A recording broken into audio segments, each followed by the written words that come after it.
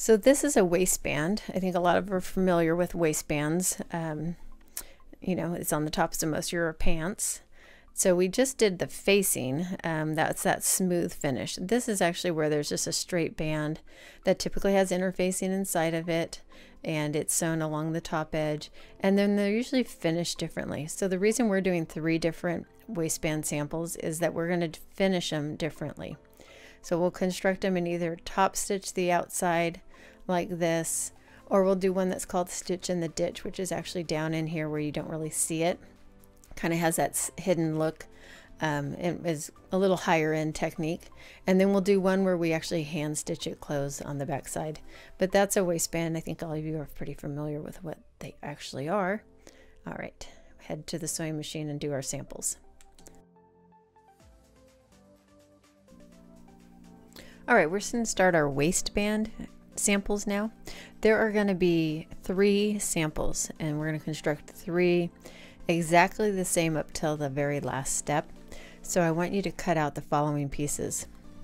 This is a interfacing. Again, it's just our stiffener that we used in our facing sample. Interfacing, you're going to cut 3 of them that are 4 inches by 8 inches. And then 3 waistbands will be made out of 4-inch by 8 inches.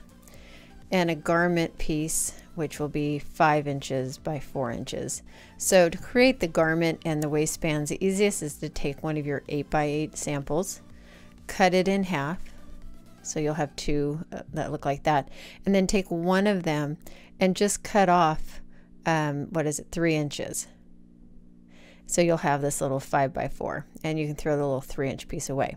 So you're gonna have your garment, 3 of these. So I have my 3. 1, 2, and 3. And then you'll have your waistbands. There's my first, my second, and there's my third right there. All right, and then 3 pieces of interfacing. So I've gone ahead and fused my interfacing to the other 2, but what you're going to do is go to the wrong side of your fabric here, place your interfacing on it, and make sure your bumps are down, and head over to the iron and just gently iron that on. Again, it really kind of depends on your thickness of interfacing. If you bought really heavy interfacing, a little harder to work with. It'll make it stiffer and a little more structured to the waistband. And sometimes you have to fuse that a little bit longer, but with this as thin as this one is, I can barely touch it with the iron and it'll glue right on. It goes right through that fabric or meshy stuff quite quickly. All right, so once you are done fusing on, you'll have 3 waistbands that have interfacing attached to each of them, like so. All right, once we have that, we are going to head over to the sewing machine and start constructing these together. All right.